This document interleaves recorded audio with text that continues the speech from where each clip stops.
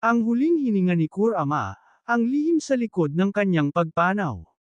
Naisip mo na ba kung paano maaaring mamatay ang isang nilalang na purong chakra lang, o ang makabagbag damdaming kwento ng pagpanaw ni Kurama, ang QB na minsan ay kinatatakutan, at kalaunay minahal ng lahat? Bago natin ipagpatuloy ang video, magbibigay muna ako ng isang intro.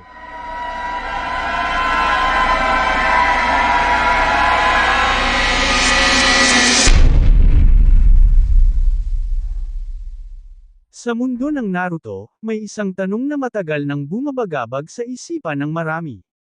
Paano namatay si Kurama, kung siya'y isang chakra beast lamang? Sa espesyal na kwentong ito, susundan natin ang paglalakbay ni Kurama mula sa kanyang pagkakalikha, hanggang sa kanyang dakilang sakripisyo sa piling ng kanyang matalik na kaibigan, si Naruto Uzumaki. Isa itong istoryang puno ng emosyon, karunungan, at isang paalala, kahit ang mga nilalang nagawa lamang sa chakra ay may puso rin palang marunong magmahal at magsakripisyo. Ang huling hininga ni Kurama. Sa simula pa lang ng panahon, si Kurama ay isa sa 9 na bidyo, mga nilalang na ginawa mula sa chakra ni Hagoromo Otsutsuki, ang Sage of Six Paths. Ngunit sa lahat ng bidyo, siya ang pinakamalakas. Dahil dito, kinatakutan siya, inalipusta, at paulit-ulit na ginamit bilang sandata ng mga tao. Dumaan siya sa kamay ng iba't ibang Jinchuriki.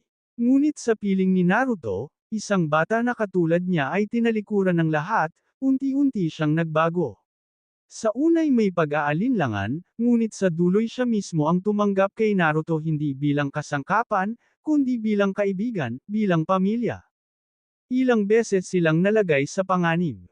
Sa 4th Great Ninja War, si Kurama ay naging pinakamahalagang sandata sa tagumpay ng Allied Shinobi Forces. Ngunit hindi iyon ang pinakamabigat na laban. Ito ay dumating nang muling lumitaw ang isang mas mabangis na kalaban, si Ashiki Otsutsuki. Sa gitna ng labang iyon, hindi sapat ang lakas ni Naruto upang talunin ang Diyos ng Otsutsuki.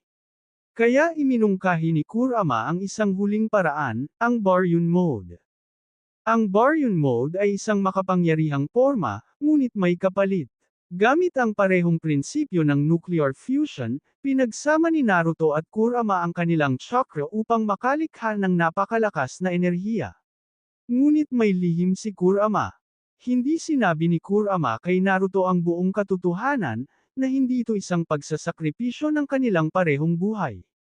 Ang kapalit ng Baryun Mode ay ang mismong buhay ni Kurama lamang.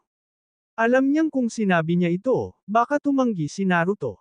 Kaya pinili niyang manahimik, at tahimik na yakapin ang kanyang tadhana. Matapos talunin si Ashiki, humina si Naruto at naramdaman niyang may kakaibang pagkawala sa kanyang kalooban.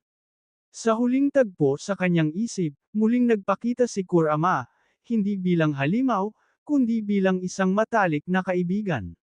Doon niya sinabi ang totoo, na siya'y mawawala na. Hindi ikaw ang mamamatay, Naruto. Ako lang, ani Kurama habang unti-unting naglalaho ang kanyang anyo. Wala nang nagawa si Naruto kundi lumuha. Sa kanyang puso, isang bahagi ng kanyang kaluluwa ang tuluyang nawala. Ang halimaw na dating kinatakutan, ay naging saksi at katuwang niya sa buong buhay. Mula noon, wala na si Kurama sa mundo, ngunit ang kanyang alaala ay buhay sa puso ni Naruto. At sa puso ng mga taong tinuruan niyang ang halimaw ay pwedeng magmahal, magsakripisyo, at maging bayani rin.